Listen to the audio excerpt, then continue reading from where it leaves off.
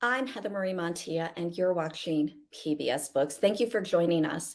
PBS Books, in collaboration with the Association for the Study of African American Life and History and WTTW, is pleased to host a program with award-winning New York Times staff writer Jonathan Abrams, who is the author of The Come Up, an oral history of the rise of hip hop. Today's program is offered in connection with Fight the Power, How Hip Hop Changed the World. It just premiered on PBS earlier this year and can be streamed at pbs.org. As we celebrate Black History Month, it is my pleasure to introduce a colleague from ASALH, the Association for the Study of African American Life and History's president, Dr. Marvin Dulaney. From the beginning of the African American experience here in the United States, and of course in the Western Hemisphere, Black music has been multivariate, from Negro spirituals to the blues to jazz, and of course to rhythm and blues. I'm pleased that today's conversation will promote music as resistance as we delve into hip hop. We will get to hear from Jonathan Abrams about his book, The Come Up, an oral history of the rise of hip hop. I'm also thrilled that PBS has presented Fight the Power, which shares the incredible narrative of struggle, triumph, and resistance that will be brought to life through the lens of an art form that has chronicled the emotions, experiences, and expressions of Black and Brown communities. We've been celebrating Black History Month throughout February. I hope that you will continue to join us, and you can get tickets at www.asalh.org. I hope that you will especially enjoy today's show. Back to you, Heather. Thank you, Marvin. PBS Books is thrilled to have you and ASALH as a partner. Today, we'll be discussing hip hop. As we delve into the theme of music as resistance, let's take a moment to watch the trailer about the PBS show Fight the Power, How Hip Hop Changed the World. In the 1960s, the era of resistance and turbulence helped create hip-hop. Hip-hop became our voice that was for so long silenced. When we look at a global context, people across cultures can listen and say, that's my story too.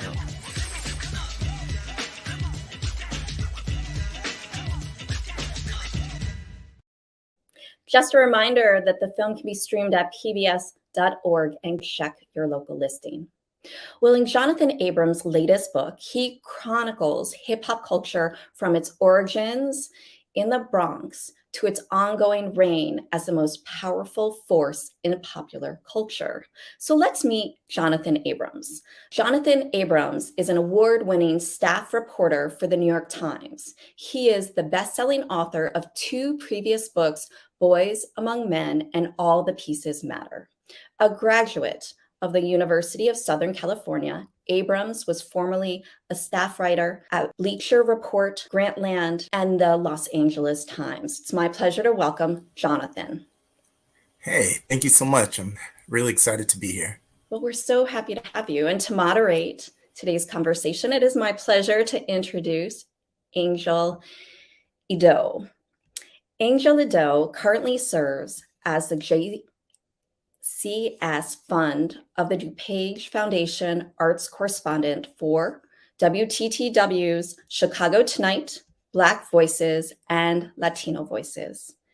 A Chicago native, she is also the Vice President of Archives for the National Association of Black Journalists Chicago chapter, a mentor with Link Unlimited, and a developing screenwriter, runs her own production company, and heads a nonprofit geared towards arts education resources. She received her master's in journalism from Northwestern's Medill School of Journalism. It is my pleasure to welcome Angel. Hi there. Thank you so much for having me. So excited. I'm so glad to have you and so excited about this conversation, to learn more about hip hop as resistance, to learn about how it started and how we are where we are today. So I'm going to hand it over to you. Enjoy the conversation. Thank you so much.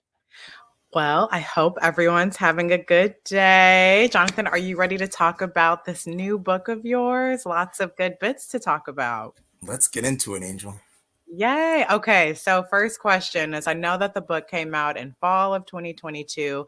Just kind of give us a brief summary of kind of what the book entails. Yeah, so hip hop is such an expansive genre that I thought it would be really cool and interesting to do an oral history with the people who helped invent it and pioneer it and birthed it. Because you look at other musical genres and they've been around for decades and decades and decades, and hip hop is coming along its 50-year anniversary. And a lot of the innovators and the people who birthed it are still around, and they can talk and testify to how they birthed it out of nothing. And that was my whole goal and mindset when I first came up with the concept of this book. So, I mean, a lot of us are familiar with the genre of hip hop, but how would you say that it differs from other music genres? Well, you look at hip hop, and one of the really big things that I discovered with this book was how it really rose out of nothing. And I know the topic is hip hop and resistance, and you look at the birth of hip hop, and it came out of resistance. It came about in the early to mid 1970s when the Bronx was just decay. It was desolate. Fires were happening everywhere, and there was a neglected population of kids who really had nothing to do for self-esteem or to fill their time. And a lot of them came together and birthed hip hop. So that's really one of the biggest things that I took out of this book and reporting it, was that it really rose out of nothing to become this most powerful genre. What would you say like inspired you to write the book? Was it maybe a pandemic project or maybe something that you had been thinking about prior to the pandemic? Well,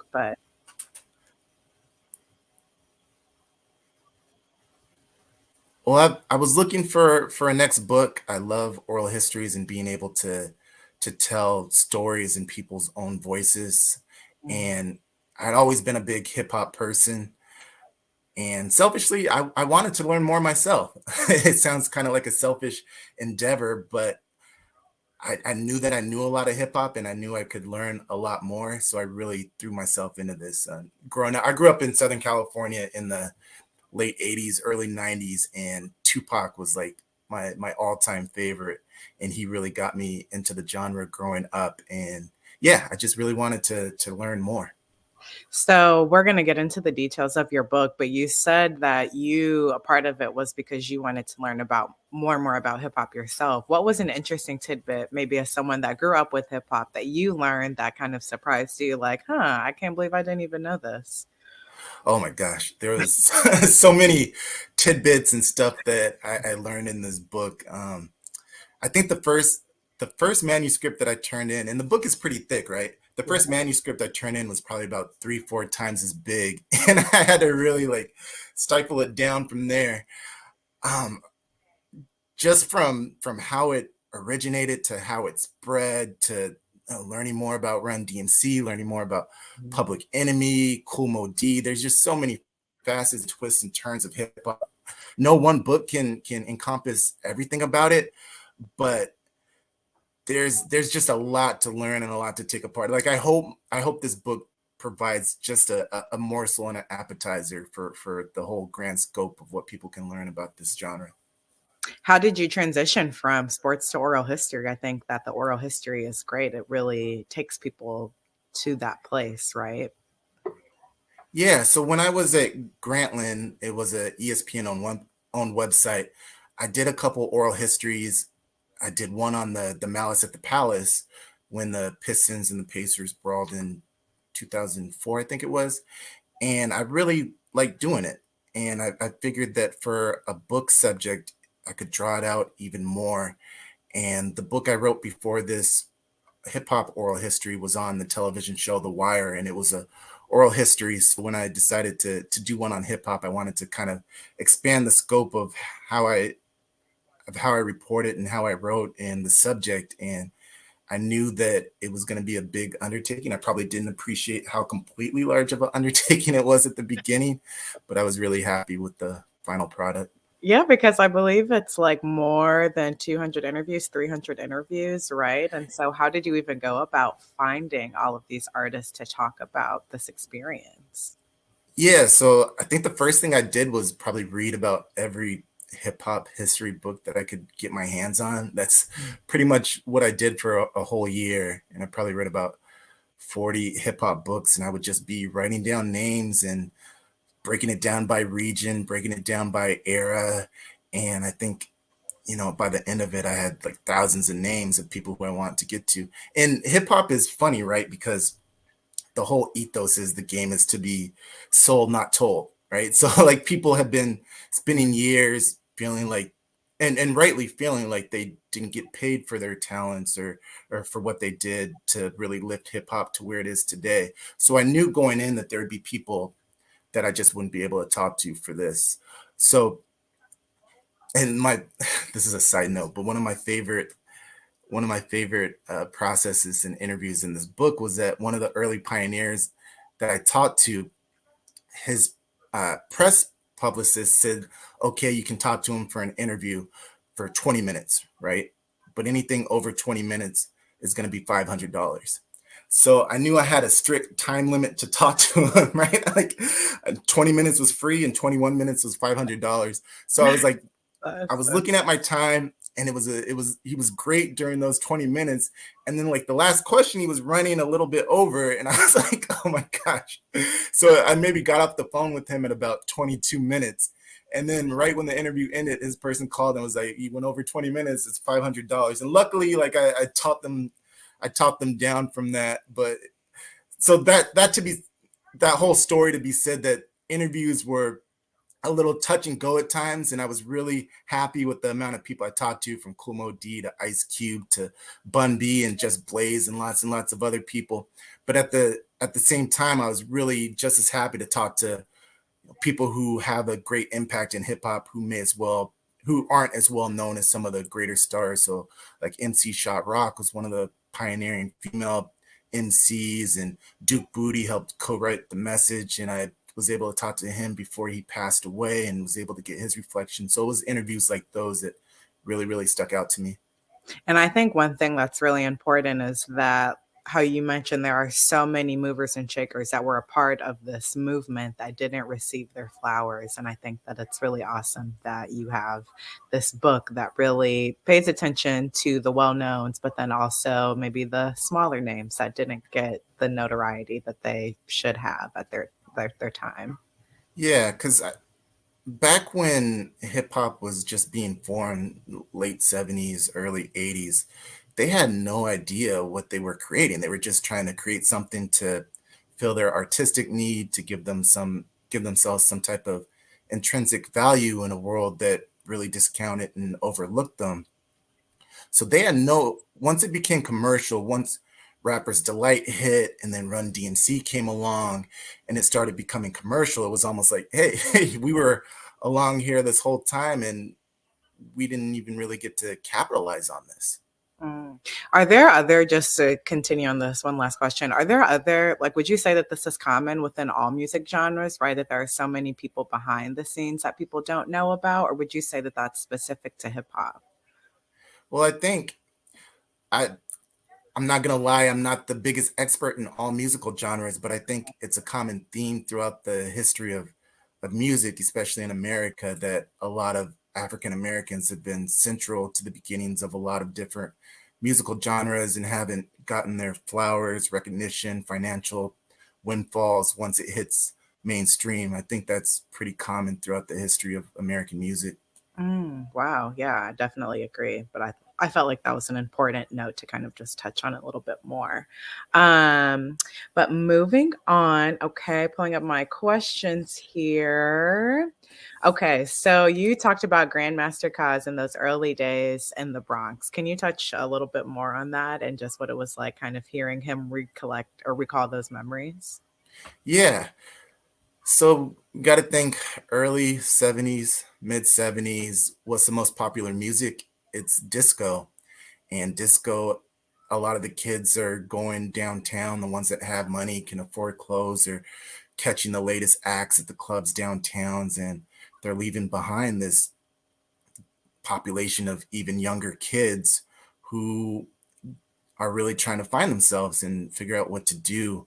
There's a lot of gangs going on and a lot of poverty in the neighborhoods. So people like Grandmaster Caz are filling their time by coming up with hip hop. They're going to parties thrown by Cool Herc and DJ Grandmaster Flash and these pioneering DJs who are discovering these new techniques on these turntables, and they're extending the breaks.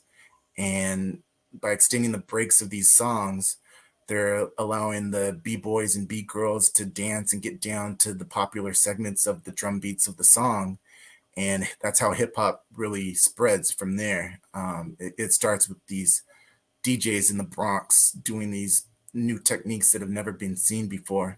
And one thing that Grandmaster Caz really talked about was this pivotal moment in 1977 that was the blackout in New York, where the city is plunged into darkness for, I think it was about 24, 26 hours.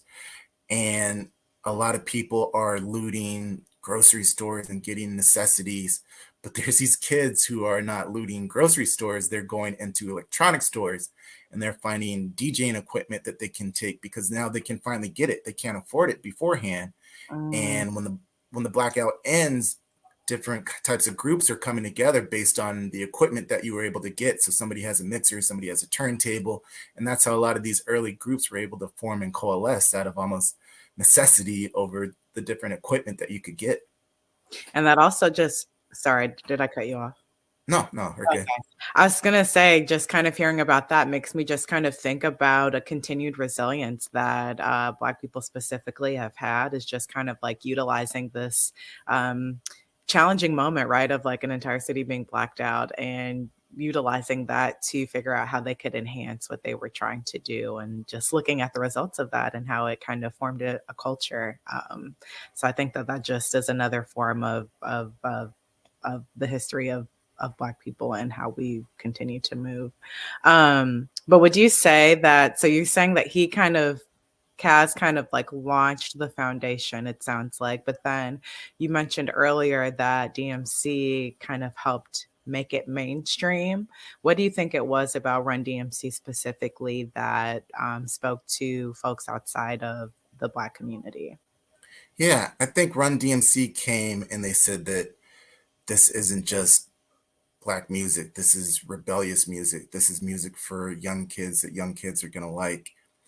And one of the things that DMC said to me that really stuck out to me, that when Run DMC came out with their fashion, right, the Adidas and the track suits, they were trying to be like how Grandmaster Caz looked like when he stepped out of his stoop, because a lot of the earlier acts, the Grandmaster Flash and the Furious Five and the early acts, they were dressing up like in costumes basically, because that was what they knew from the superstars who came up from the soul bands and all the other amazing groups who came up. They would dress in Indian outfits and all these extravagant things. And DMC was like, no, like that's not us. Like we just want to look like how Caz looks when he steps out on the stoop. And that really caught along because that was stuff that other kids growing up in the Bronx could actually afford. So that really caught fire. So that was why their fashion was so appealing at the time. And DMC, they had songs. I think the epitome of them breaking through in the mainstream was Walk This Way with Aerosmith. Wow. And they were just, I forgot about that song, actually. Yeah, that was amazingly huge at the time because it was really like the first meshing between rock and rap and hip hop. But Run DMC, they had Rock Box and other rock songs before, and they were the first to get onto MTV. They were really the pioneers in a lot of first steps for hip hop. Wow. And let's kind of transition to NWA. I know that there might have been a passage that you wanted to, or an excerpt from your book that you wanted to read as we transition to them. Yeah. So talking about hip hop and as a means of resistance, I don't think there's much more a better epitome of that than Run DMC than NWA. So I just want to read this passage from Ice Cube from my book when he was talking about probably one of the most famous resistance songs of all, F the Police. And Ice Cube talking about the origins of it. He says, I threw the lyrics away at first. Dr. Dre said he didn't want to do the song.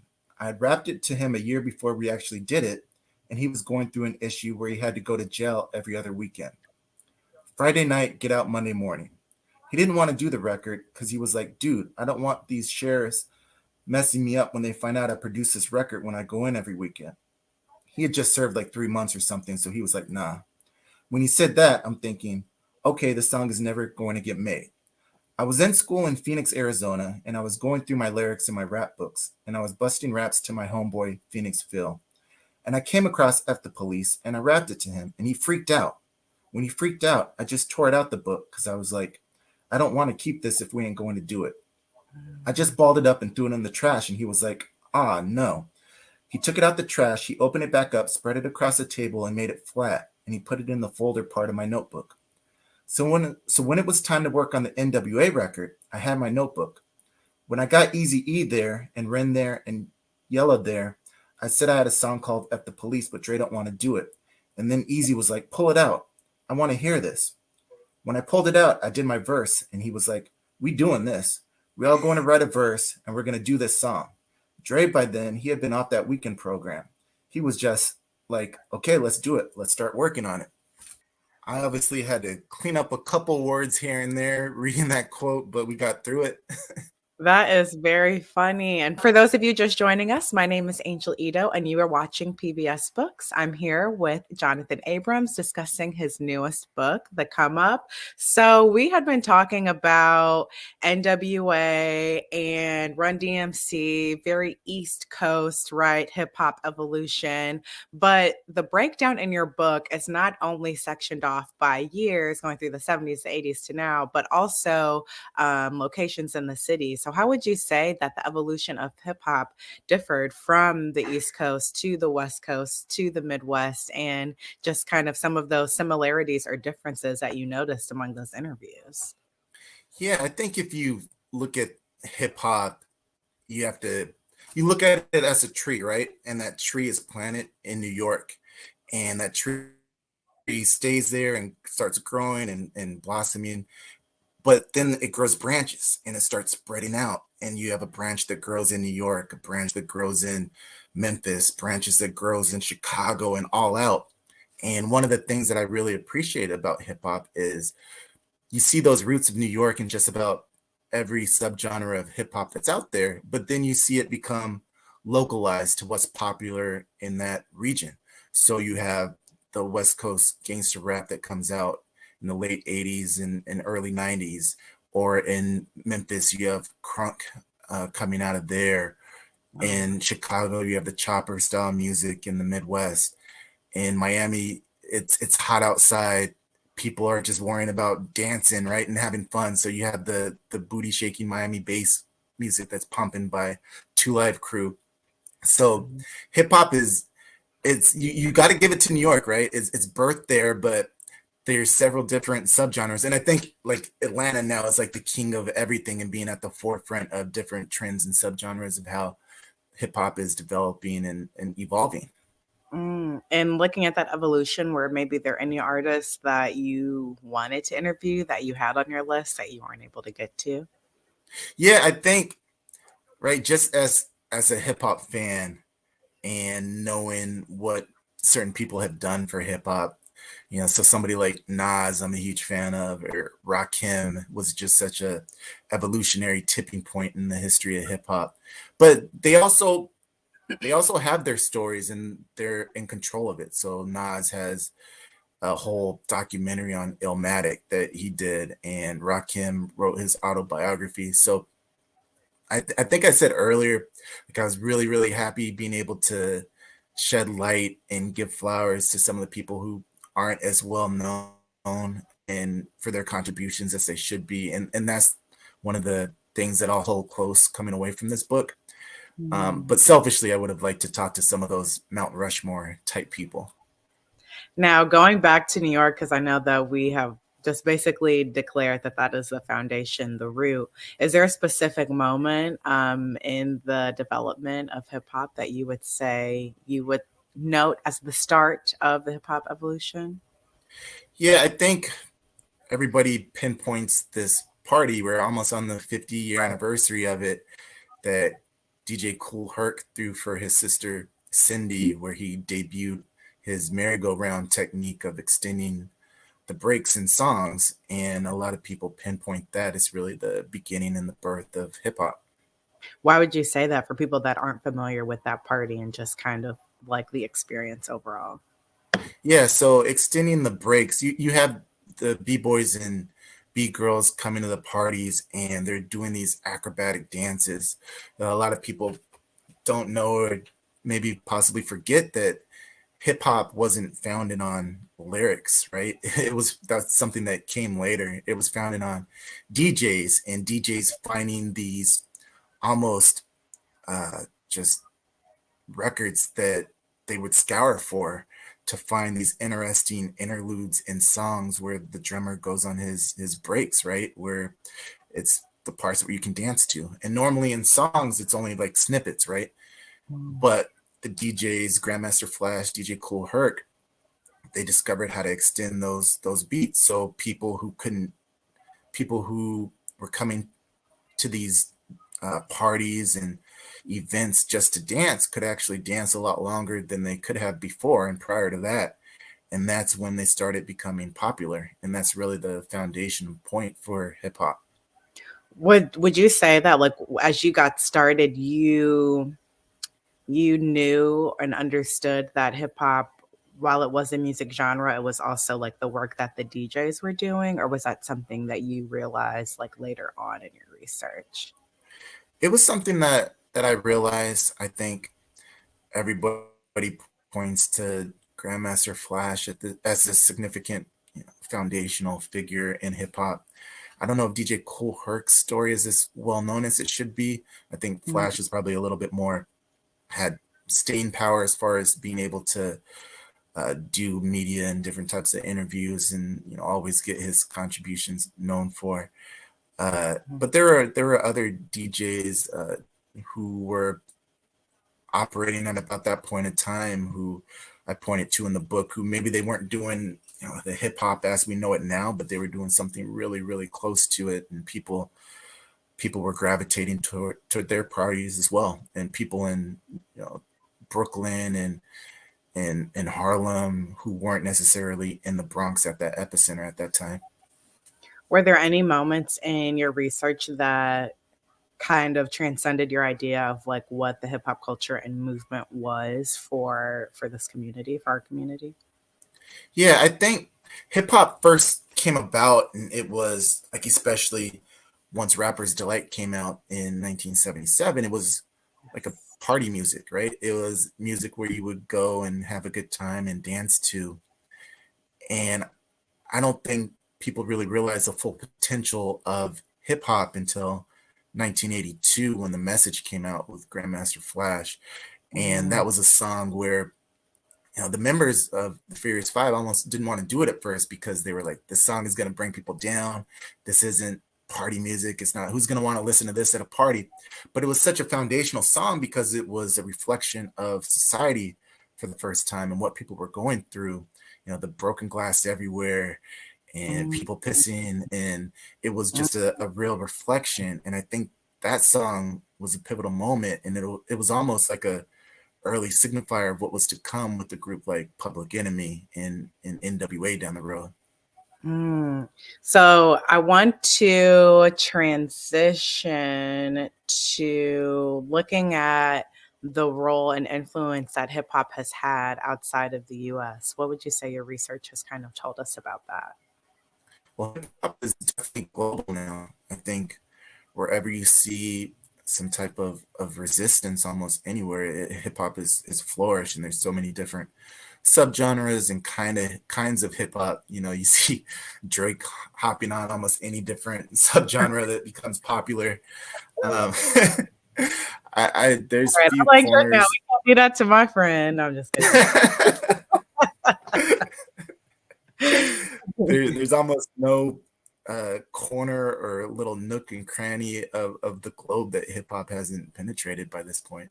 And it did break off in the beginning, so I didn't hear your point in the very beginning. If you remember, would you be able to reshare that? Yeah, I was just saying that I don't think hip hop is ubiquitous at this moment. It's everywhere globally. Wherever you see resistance, especially, I think people use hip hop as a vessel to express themselves, to express their community, to express how they're feeling, to express just anger and frustration through artistry. And I think that as long as social conditions aren't good, hip hop will continue to be a vessel for different communities. What do you hope that people will take away from this book when they read it, whether it be like-minded folks that were privy to the movement and have personal connections or experiences, or maybe even newer generations that are getting to learn these artists that maybe their parents or other people grew up with that they want to learn more about? Yeah, my goal with the book was hoping that no matter your knowledge of hip hop, whether you're a hip hop head who eats, breathes hip hop every single day of their life, or whether you're somebody who's curious about this genre and how it rose, I was hoping that there's something for anybody to learn who's curious about this genre. I think that there's different facets that can be taken away, whether you know hip hop or not. And if you're interested in seeing how this genre came out of nothing into becoming the most popular musical genre around, then I think you'll take something away from this book. How do you think that the oral histories helped kind of enhance these stories, right? Because I think that is a part. Yeah, I think a lot of times in books, and I've done books both ways, where books are my words, and I'm quoting people throughout the book, but it's on me to build scenes and build transitions, or through an oral history format when you're relying on different voices to move the book along. Right. People would be surprised to learn how difficult it is to actually stitch together an oral history in different people's voices. But I think that there's a real value to it, to where you almost feel like you're sitting in a room or a round table with all these legends and people who have influenced this musical genre, and they're almost bouncing ideas off of each other and thoughts and reflections. And that was what I was going for. I love that. That's such a great visual in my mind, to think of all of the artists that you spoke with just having like one big conversation, right, about this evolution. Would you say that kind of in putting the book together in that way was more of like an art or a science? Because it's not something that you've done in your previous book. So I could imagine that it had maybe like different challenges. Yeah, it's probably both. And sometimes, I don't get the best quote I want for a transition, so I'll put in like a little, like in italics, like some type of transition in my own words, and I almost feel like, oh man, that's a failure on my part. Like I didn't get the perfect money quote that I wanted. So it's definitely, I feel like it's probably a mixture of both, an art and the science, and sometimes it's a waving of a white flag and saying I just need to move on and put it in my own words. And then, so would you say that like in talking with these artists, I'm wondering, because it's like you interviewed so many, so I know that it probably might be hard to pinpoint, but I feel like they've all lived such incredible lives. They're such great storytellers. If you had to pick like one person that you would say was your favorite to interview, maybe not your favorite to interview because they're your favorite artist, but just because of them being like such prolific storytellers, and that really kind of bringing you into the story that you were writing, right? And transform. Yeah. So the person who immediately comes to mind is Kool Moe Dee. Oh, wow. And Ann Carly, who was this really influential executive at Jive Records, she helped set up this interview with Kool Moe Dee. And when it was time for me to call him, he picked up the phone and he answered real gruffly. He's like, "What?" And I was like, "Oh man, like he doesn't remember this interview, or he really doesn't want to do it." And I was like, this is going to be like pulling teeth out. And trust me, I had interviews like that where I just couldn't get anything from it. They were not interested in it. And I just kind of moved along.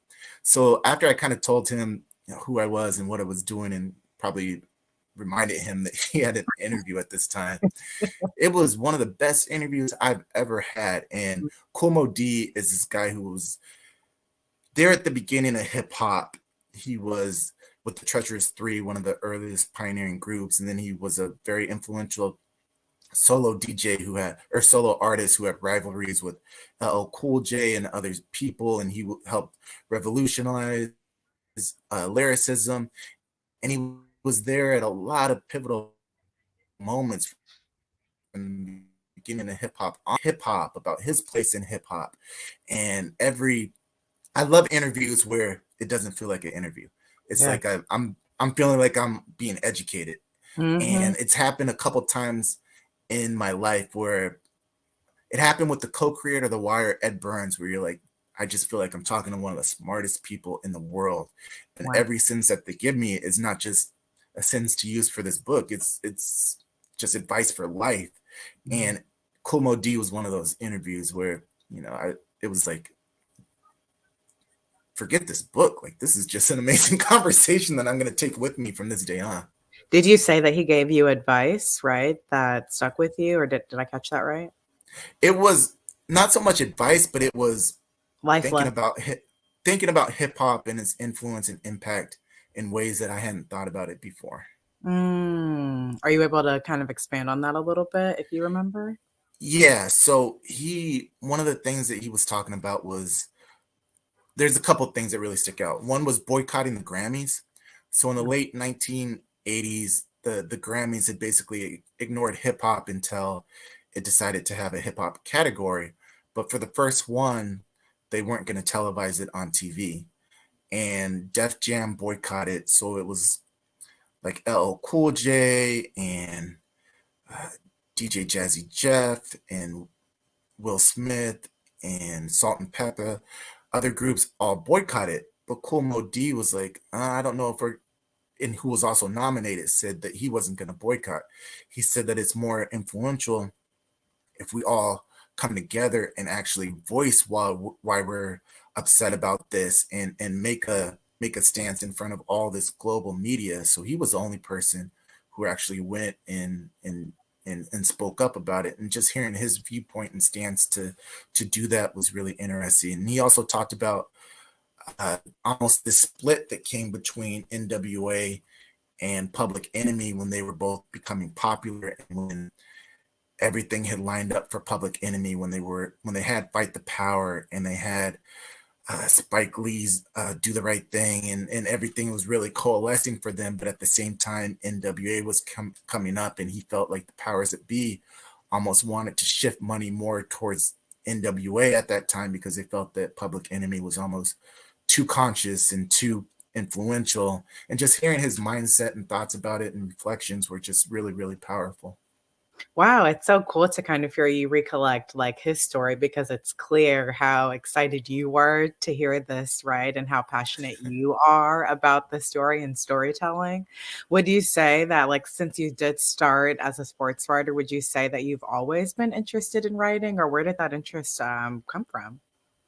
Yeah, I think growing up, I was always interested in sports and writing. It was always a love of those two things. So being able to merge the two was really just a perfect sinking. And then as I got older, I think my interest in journalism started to spread outside of sports. And I think I'm still a sports writer is my bread and butter, but I do think that having those outside interests help, make me a full-rounded person and help scratch a different type of journalism itch. So it's clear that no matter what you're doing, whether it be sports, the evolution of hip hop, you are a passionate storyteller. Where do you think that comes from? That's a good question, right? Question. I know. It's a good question. Growing up, I lived in one of those households where my parents had the newspaper first thing early in the morning, where I would always grab the sports page, and that's how my love for journalism started. And I think it probably just blossomed from there. I always hated math growing up. So maybe it's just trying to stay away from math. Same, definitely same. Not a math or science person, but I could write a paper. My last question is, how would you say this experience, right, of bringing this book together has kind of influenced the next project that you'd like to take on, or has it influenced the next project? Let us know what you're working on next. Yeah, I think it's TBD. For a long time, I've been bouncing from book to book, and I think I told myself pretty early on that I was gonna take some time off after this book to really process and discover what was gonna line up next, because books are definitely labors of love, right? Like you're battling yourself almost daily, trying to move forward every day, inch by inch. So whatever it's gonna be, it's gonna have some passion behind it. Right, because this is multiple years in the making, from the research to the interviews. And so definitely understand needing a mental break. Well, thank you so much, Jonathan. I think we will invite Heather back in. I hope you all enjoyed the convo. Well, thank you so much, Jonathan, for the come up, for being so tenacious to tell a story, and for sharing about hip hop and the oral history, and having us be able to hear so many voices through the words you wrote on these pages. I also want to thank WTTW's Angel for her thought-provoking questions, as well as your infectious enthusiasm, which is just really fun to be on a show with. This has been really wonderful, and it's really been a pleasure, so thank you. I'd also like to thank our library partners and local PBS stations across the country. A special thank you goes to ASALH and its February festival focused on Black resistance. Today's program is offered in connection not only with WTTW, but with Fight the Power, which can be streamed at pbs.org. Until next time, if you're not reading the come up, just enjoy reading something else. And if you can read a Black author during Black History Month or throughout the year, with all the programs PBS Books offers, we always try to bring to you important content by amazing authors. So please pick up a book of someone we've shared. And until next time, happy reading.